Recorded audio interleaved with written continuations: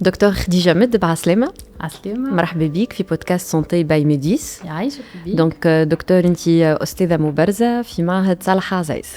أي مختصة في طب الأوراق. Très bien, مرحبا. دونك لو بودكاست سونتي باي ميديس بازي على أسئلة التوانسة اللي سألوهم سور انترنت، واحنا إن شاء الله اليوم باش نحاولوا نجاوبوا عليهم. دونك الأسئلة عندهم علاقة بشهر رمضان وبالمرضى السرطان. دونك دكتور نبداو بالسؤال الأول. اسكو الصيام عنده تأثير سلبي على فعالية العلاج الكيميائي لمرضى السرطان؟ هو في الحقيقة فما زوز عوامل احنا نخافوا منهم واللي هما أساسيين واللي ينقصوا من نجاعة العلاج الكيميائي والعلاج السرطاني بصفة عامة. واللي هما شنو ما اللي هما سوء التغذية، والعامل الثاني اللي هو هزال العضلات اللي هو لاساركوبيني. وفات سوء التغذية اللي هو لا دينوتريسيون، احنا من غير الصيام عندنا ببخي 40% من مرضى السرطان يعانيوا من جوستومون المشكل هذا. وذاك علاش احنا نوصيو المرضى انهم يحافظوا على الوزن المثالي نتاعهم باتباع تغذية متوازنة، معناها يحاولوا الانرجيم بنقولوا احنا متنوع ومتوازن. دونك ترى يمكن في رمضان صعيب ان نلقاو هالكيليبر هذا اذا كان نحيو قداش من ساعه صيام في النهار. جوستومون هو نجيو للعامل الثاني اللي هو لاساركوبيني. هو البدن نتاعنا في الصيام يستعمل الاحتياطي نتاع الجلوكوز نتاعو اللي هو ضعيف في البدن، ومن بعد باش ياخذ الطاقه نتاعو يستمد من تحويل الدهون والبروتينات اللي هما من العضلات اللي المسكل نتاعو باش يحولهم للطاقه. دونك هذاك الريسك انه دونك فما تاثير. دونك شنو اللي نجم ينجر عنه؟ نجم يزيد يكثر في الفشل اللي احنا نعرفه اللي هي ديجا عندهم هما من الآثار الجانبية. ينجم يكون زيد المشكل آخر اللي هو الشيح من الماء، فات اللي ما يشربش برشا ماء دونك ينجم يتعرض لأنه يصير له نقص في الماء. ينجم زيد يكثر من الآثار الجانبية متاع العلاج الكيميائي. فوالا دونك السؤال اللي بعد ممكن احنا جاوبنا عليه اللي هو فما شكون يقول بالعكس الصيام يساعد في الوقاية من السرطان أو علاجه، وإلا هو الحقيقة توا فما برشا حديث على جوستومون هاللي ريجيم هذوما الصيام المتقطع الريجيم هذوما اللي نقولوا احنا ريستريكتيف اللي هما مثلا ينقصوا في البروتينات ولا ينقصوا في السعرات الحراريه ولا الريجيم الكيتوني الكيتو. فما برشا حديث على لي ريزو سوسيو وعلى في الاعلام زاده هذا يتعاطوا الموضوع هذايا. اما الحقيقه ما فماش ادله علميه كافيه باش نقولوا اللي هو عندهم نجاعه سواء في الحمايه ولا في معالجه السرطان. واضح. دونك الى حد الان ما فماش دراسات صحيحه تشير انه الصيام يحسن من علاج مرضى السرطان. هما الدراسات اللي صاروا الحقيقه هما صاروا على دي سبيسيمين انيمو ولا سيلولير.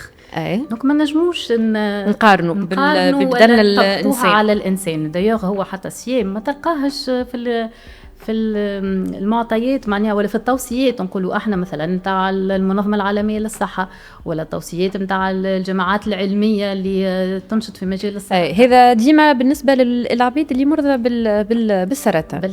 فوالا دونك حسب ما فهمت هكا من حديثنا اللي يمكن فما نسبه قليله من العبيد اللي مرضى بالسرطان وهما قاعدين في فتره العلاج الكيميائي نجموا يصيموا. هو فما اللي من الاول نجم نقولوا لهم راهم صعيب ياسر تكون فارماسيين اللي مثلا اللي يعانيوا من سوء التغذية مثلا ولا اللي في الشهر الاخراني ضعفوا أكثر من 5% من الوزن متاعهم العادي. اللي يعانيوا من أمراض مزمنة وتبدأ مش متوازنة مثلا السكر وضغط الدم القصور الكلوي. ومن بعد احنا حسب نوعية العلاج وقت نقرر مثلا اللي باش ياخذوا العلاج الكيميائي صعيب ياسر في الفترة الأولى خاصة في الأيامات الأولى أنهم يسيموا. وسورتو فما اللي انواع نتاع علاج كيميائي اللي يتعداو مثلا نقولوا احنا في الدبوزه لانفوزور هذاك باش يقعد ياما فتره 48 ساعه ولا 5 ايام. دوك في الفتره اللي باش يتعدى فيها الدواء ممنوع عليه الصيام. فما جرعات اللي ياخذهم يتناولهم شربين لازم يكونوا في اوقات محدده. دونك هذاك صعيب. فما العلاج الموجه زاد كيف انواع. فما الوقايه اللي ما عندوش تاثيرات جانبيه كبيره دونك ينجم يسمح له انه يصيم.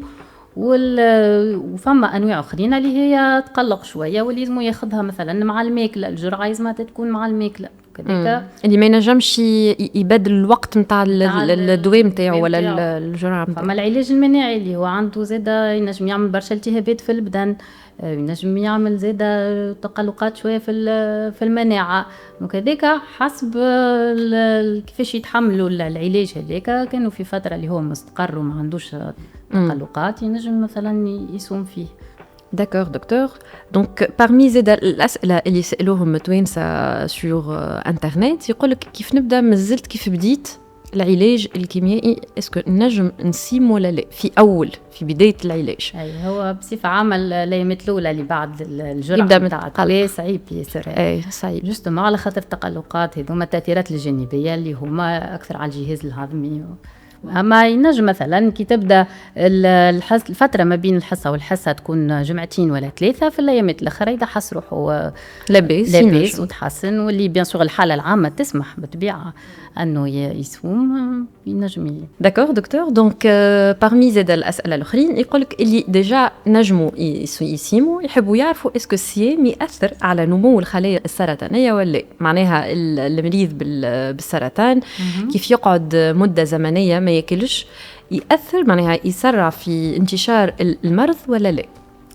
هو بصفة عامة الخلايا السرطانية تتفاعل مع البيئة متاعها وباش تاخذ الطاقة متاعها، مش كان من السكر نجم تاخذها حتى وكان انت تنحي مثلا السكر نجم تاخذها من بلايص اخرين اللي هي مثلا تحول الدهنيات ولا تحول الميسكل. دونك الصيام الحقيقة ما يأثرش بطريقة ديريكت على النمو الخلايا، وحتى التجارب العلمية اللي صارت والكل ما تنجمش تقول لا سلبي لا إيجابي، لا سلبي لا إيجابي، لا ينجم يحسن ولا ينجم يقلق. ولا دونك باش نتعداو توا للجزء الثاني دونك من الحلقة متاعنا واللي هو باش نعطيو نصائح إذا كان في صورة ما المريض في صحة جيدة وكيف ما قلت واستشار الطبيب متاعو وقالوا راك تنجم تصيم.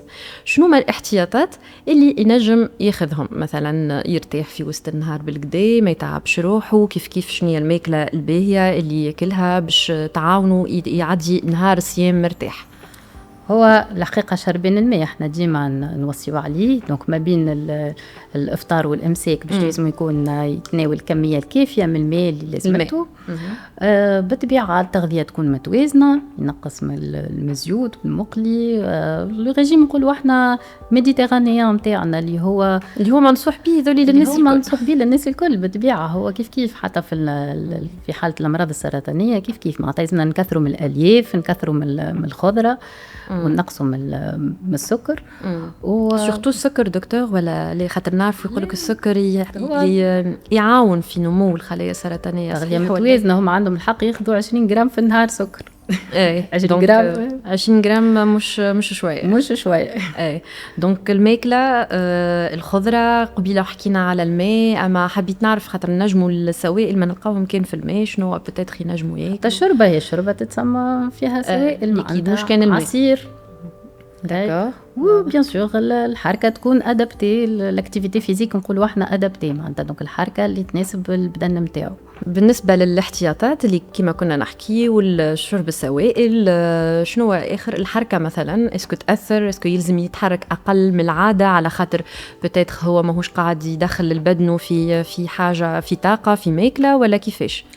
هو ديما في العاده المنصوح بها نقولوا احنا الاكتيفيتي فيزيك ادابتي ايش معناتها ادابتي للطاقه نتاع البدن نتاعو. دونك هو ديما المنصوح بها الحركه انه لازم يتحرك خاطر هو بيظهر معروفه اللي هو عامل يحمي من ظهور السرطان. دونك كيف حتى في وقت العلاج باش يعمل الحركه اللي هي تناسب طاقته وبدنه. واضح دكتور. دونك يمكن هكا الخلاصه اللي نجموا نخرجوا بها اللي كل مريض ما ينجمش ياخذ قرار وحده الا ما يستشير طبيب ويحكي معاه بالكدا ويشوف روحه زاده كيفاش ينجم. بالطبيعه هو اول حاجه ساعه باش يستشير طبيبه اسكو الامكانيه موجوده نتاع الصيام ولا لا، ويشوف بارابور للعلاج نوعيه العلاج نتاعو اللي ياخذ فيها اسكو ينجم يصوم ولا لا، نوعيه الدواء اسكو في الزرارق ولا في الاحرى. باش بالطبيعه هو نهار اللي باش يصب الدواء ممنوع عليه زاد الصيام. ومن بعد زاد الطبيب هو اللي باش ينصحه باش يقول له ويستشير طبيبه في حالة ظهور أي أعراض من الأعراض. واضح. دونك دكتور باش نتعداو للسحور، يمكن هكا حكينا شوية على شق عن الفطر وكل. دونك في السحور هل فما معناها أغذية ننصحوا بها مرضى السرطان اللي تنجم تعاونهم باش يبداو نهار صيام ولا؟ والمش منصوح به هو السكر، على خاطر السكر باش يعمل بيك متاع انسولين واللي من بعد يخلي العبد انه يجوع في ساعه. دونك يلزم بلوتو حاجه غنيه بالالياف كيما راهو معناتها مش سبيسيفيك للمرضى السرطان، اما ديما المنصوح به حاجه متوازنه، واللي بيان سور شربين الماء اللي كيما قلنا باش ما يشيحش بغي فيتي انه يشح من الماء. يعطيك الصحة دكتور، ميرسي بوكو على حضورك. ما نعرفش كان عندك هكا نصيحة ولا ان ميساج تحب تقولوا لمرضى السرطان؟ أول حاجة هي استشارة الطبيب الحقيقة، خاطر باش يعرفوا رواحهم اسكو الإمكانية موجودة متاع الصيام ولا لا، حسب نوعية العلاج اللي ياخذوا فيه. نتفاداو دونك الماكلة اللي مزيتة برشا، الماكلة هما خاطر في العادة احنا ننصحوا بالماكلة تكون مقسومة على برشا مرات في النهار. دونك نحاولوا نشوفوا كان الإمكانية هذه في رمضان زادا كيف في رمضان زادا كيف نقسموا الماكلة في السهرية نقسموا الماكلة في السهرية بالطبيعة شربين الماء، هذيك ديما نوصيوا عليه ونعاودوا باش نتجنبوا الآثار الجانبية اللي تنجم تأثر على الكلاوي مثلا. وأنا بور سوفيزون في البروتينات وفي الألياف وفي الخضر. يعطيك الصحة دكتور، ميرسي على حضورك. يعيشك. وانتم كان مازال عندكم أسئلة أخرى دكتور خديجة المد بتنجم تجاوبكم عليها، ادخلوا على اللين اللي موجود في الفيديو.